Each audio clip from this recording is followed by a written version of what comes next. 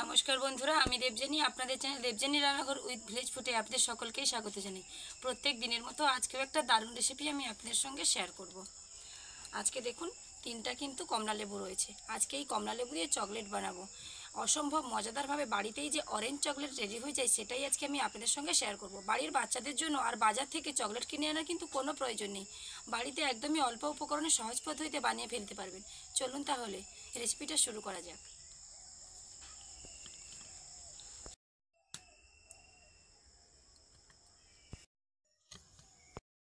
Chocolate বানানোর জন্য প্রথমেই আমি এখানে তিনটা কমলা লেবু নিয়েছি। লেবুগুলোকে ভালোভাবে ছাড়িয়ে নেব।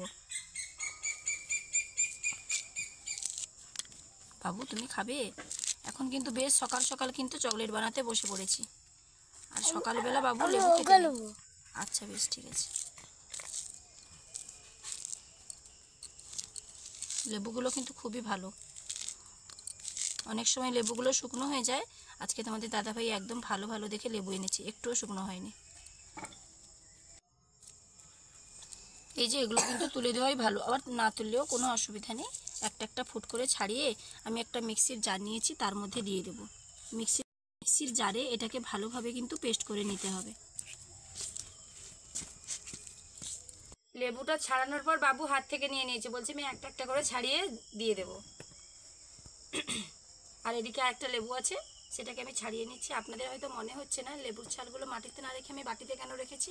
এগুলো কিন্তু আমি ফেলে দেবো না, এগুলো দিয়েও একটা রেসিপি আমি বানাবো। এই লেবুর ছাল দিয়ে আমি যে বলেছি আপনাদের রেসিপি বানাবো, এটা কিন্তু পরের ভিডিওতেই আসছে।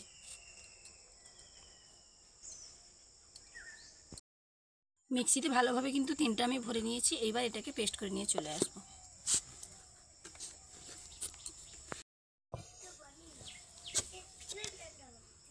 সুন্দর একটা স্মুথ পেস্ট কিন্তু রেডি হয়ে গেছে। এইবার একটা ছাঁকনির মধ্যে ভালোভাবে ছেঁকে নেব।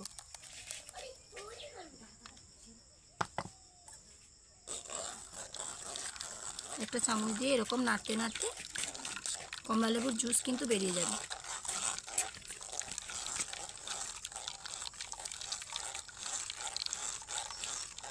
জুসটা ভালোভাবে আমি বের করে নিয়েছি। এইবার একটা বাটির মধ্যে নিয়ে নেব। এক বাটি ভর্তি জুস হয়ে গেছে। আমি উনুন না ধরিয়ে ওভেনেই রান্না করব, কারণ খুব সহজভাবে কিন্তু একদম অল্প সময়ের মধ্যে রান্না হয়ে যায়। তার জন্য ওভেনটাই এনেছি। ওভেনটা অন করে জুসটা কড়াইতে দিয়ে দেব।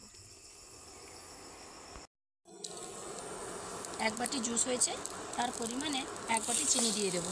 মিষ্টি মিষ্টি না হলে কি আর চকলেট ভালো লাগে?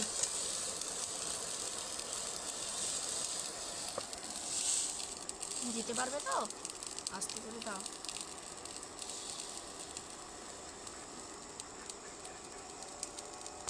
মিডিয়াম আছে, এটাকে ঘন ঘন নাড়তে থাকতে হবে। নাড়বে।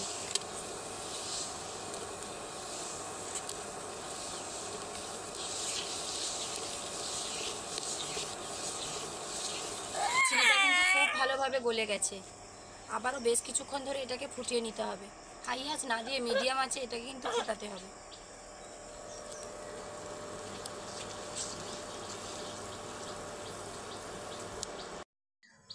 আমি এখানে একটা অরেঞ্জ কালার নিয়েছি। যদিও কমলা লেবু দিয়ে রেডি করছি, তবুও কালারটা একটু ভালো আসার জন্য কয়েক ফোঁটা কালার দিয়ে দেবো। না, তুমি পারবে না। তুমি সব কিছু কি পারবে বলো? এটা বেশি পড়ে যাবে, কম পড়ে যাবে, এরকমই হতে পারে। এইবার দেখুন, একদম বাজারে অরেঞ্জ চকলেট যেরকম হয় সেরকম কালারটা চলে এসছে।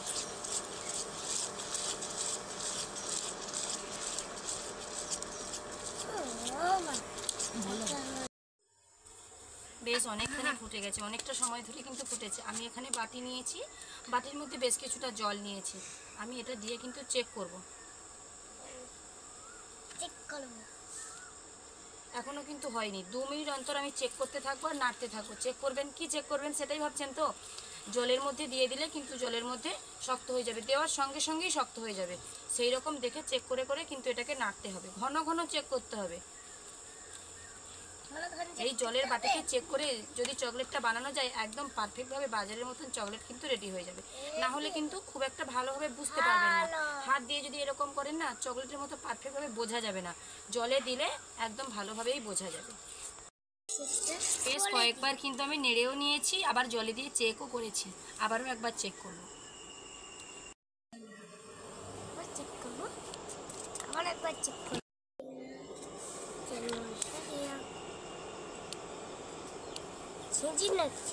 এই দেখুন বেশ অনেকখানি শক্ত হয়ে গেছে, আর একটুখানি হবে, টানলে যেন পুরোটা ভেঙে যায়। এটা কিন্তু টেনে টেনে আসছে, কিন্তু আমি যখন টানবো যেন এরকম ভেঙে যায়। বসানোর জন্য সম্পূর্ণভাবে কিন্তু এটা রেডি হয়ে গেছে। এইবার আমি চকলেটের মোল্ড নিয়েছি, মোল্ডের মধ্যে দিয়ে দেবো, আর এটা গরম থাকা অবস্থাতেই দিতে হবে।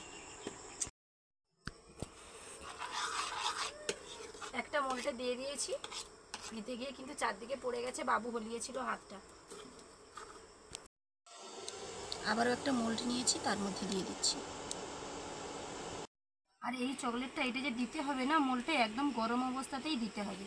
একটুখানি যদি হিট কমে যায় তাহলে কিন্তু চিনি দানা দানা হয়ে যাবে।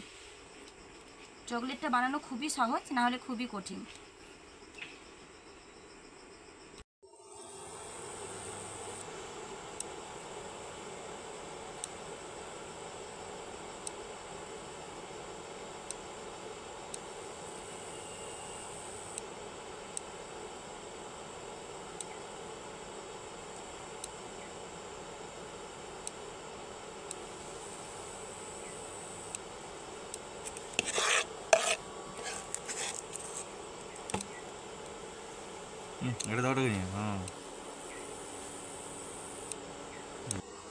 এটা কিন্তু আধ ঘন্টা থাকলে ভালোভাবে চকলেটের রূপ ধারণ করে নেবে।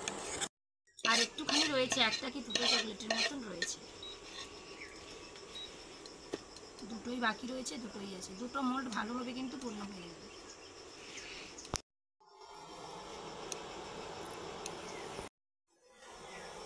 এই দুটোকে কিন্তু রেখে দেবো আধা ঘন্টা, ঠান্ডা হওয়ার জন্য সময় দেব। আধা ঘন্টা পর ফিরে আসছি, দেখাচ্ছি আপনাদের চকলেটটা কীরকম হয়েছে। চলে এসেছি আধ ঘন্টা পর ফিরে, কিন্তু আরও একটা মোল্ডে যে আমি চকলেট বসিয়েছিলাম না, বাবু সেটা হাত দিয়ে ঘেঁটে দিয়েছে একদমই গরম অবস্থায়, তার জন্য সেটা আপনাদের দেখাতে পারলাম না, এটাতেই দেখাচ্ছি।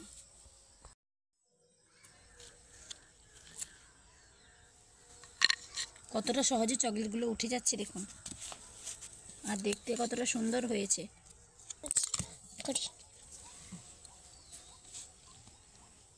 আস্তে সাবধানে করো, সাবধানে করো, ভেঙে দিও না।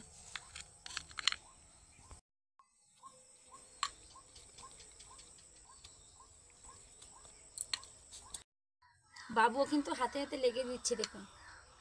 আস্তে ধরাও শোনা, ধরো তুমি বসো, তুমি বসো, তোমাকে আর করতে হবে না, তুমি বসো।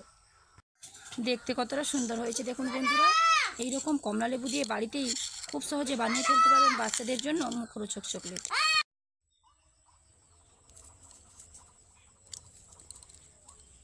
চকলেটটা ভাঙা হচ্ছে না, চুচে চুচে খেতে হবে। আর ভাঙাটা হচ্ছে না তার একটাই কারণ, চকলেটটা বেশ খানিকটা মোটা হয়েছে। যদি পাতলা হতো তাহলে কিন্তু ভাঙা হয়ে যেত, অর্ধেকটা করে যদি বসাতাম তাহলে ভাঙা হয়ে যেত। এরকম চুচে চুচে খেতে পারবেন কিন্তু চকলেটগুলোকে। হাত দিয়ে তো ভাঙা হলো না, দেখা যাক দাঁত দিয়ে ভাঙা যায় কিনা।